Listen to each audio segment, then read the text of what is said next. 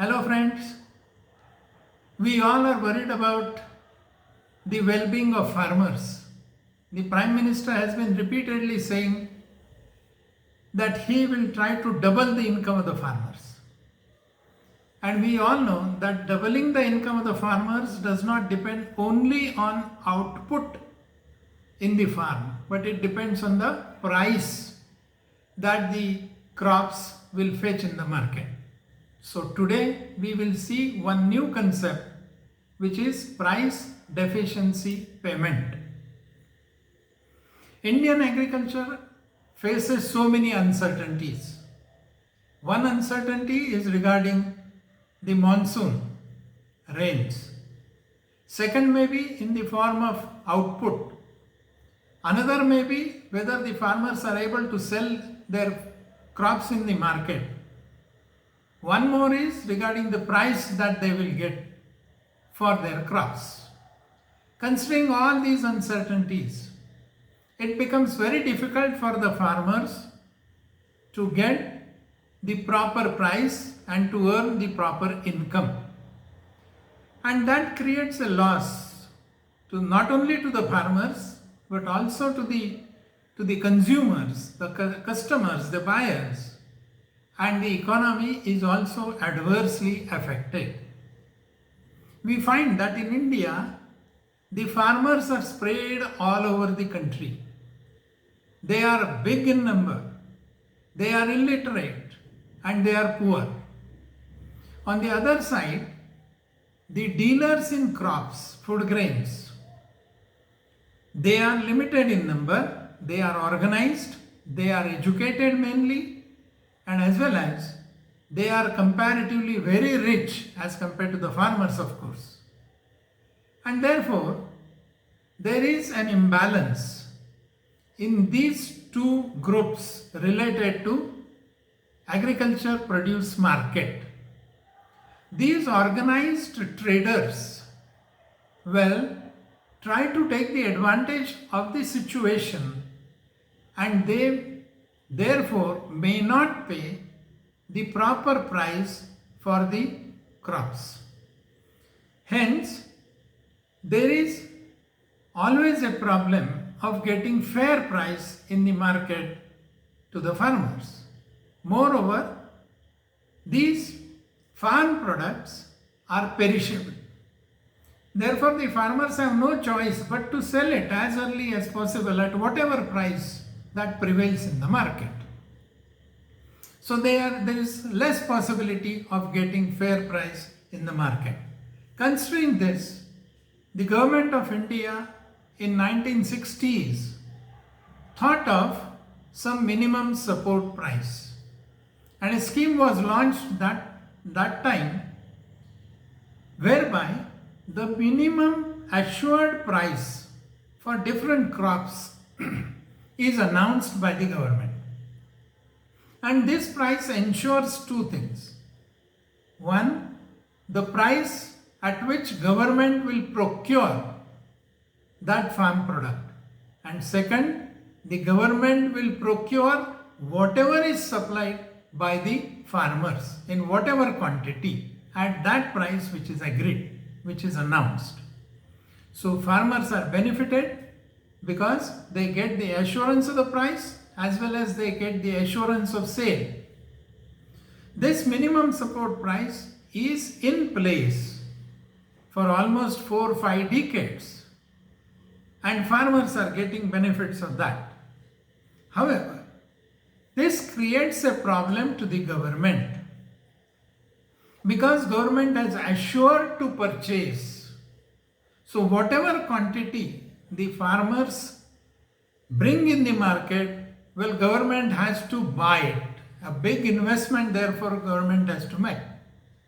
Secondly, the government has to spend on transportation of this farm produce from the farmer's place to the godowns of the government.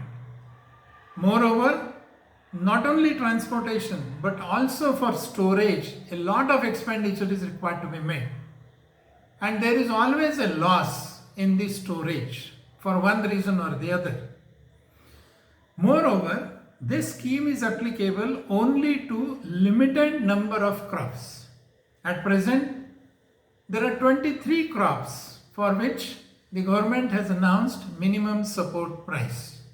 Considering these limitations, there was a need of having some improved method, I may say scheme, for making fair prices for farm produce.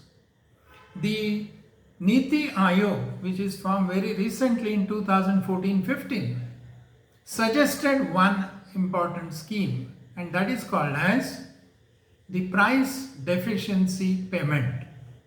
As the name indicates, if there is any deficiency in the price, well, government will set right that deficiency. Government will pay the amount of this deficiency to the farmer. Deficiency in what? Two prices are decided. One is the minimum support price, and the second one is the average price prevailing in the market. So if the farmer is able to sell the product in the market at a particular price which is less than the minimum support price, well, the government will compensate the farmer for this difference between average price and the minimum support price declared by the government. This is a very novel concept in which farmers are assured of the price. They can sell their product in the market at whatever price they get and can claim the difference between the minimum support price and the price that they have got. So this helps the farmer for getting proper price, and this gives a lot of benefits to the government. Number one is, government is not supposed to purchase it. So investment of the government is reduced to a very big extent. Second, government has not to spend on transport and storage. That is a big saving to the government. So it is a win-win situation to the farmers as well as to the government. In 2017, the Madhya Pradesh government started one scheme which is called as Bhavantar Bhugtan Yojana, which is similar to price deficiency. Bhavantar, that is difference in the price. And thereafter, in 2018, the central government has started one scheme under Pradhan Mantri Annadata Aay Suraksha Abhiyan. Aay means income. Suraksha means assurance, safety, security given to the farmers to earn income. And this is in the form of deficiency payment. Presently, central government has announced this scheme for oil seeds only. The state Haryana is also thinking of implementing this. The farmer has to register himself on the mandi, give the details required, sell it in the mandi, and whatever price is there on the mandi which he gets, he will report it to the government, and the difference between the minimum support price and this mandi price will be compensated by the central government. This is in short price deficiency payment. It's a good scheme, helpful not only to the farmers but also helpful to the government, and thereby it will help the market to stabilize the price. I think this is at a very primitive stage, but if it works and if it is implemented on a large scale, it will be helpful to the farmers, to the customers, and also to the government. That's all today on price deficiency payment.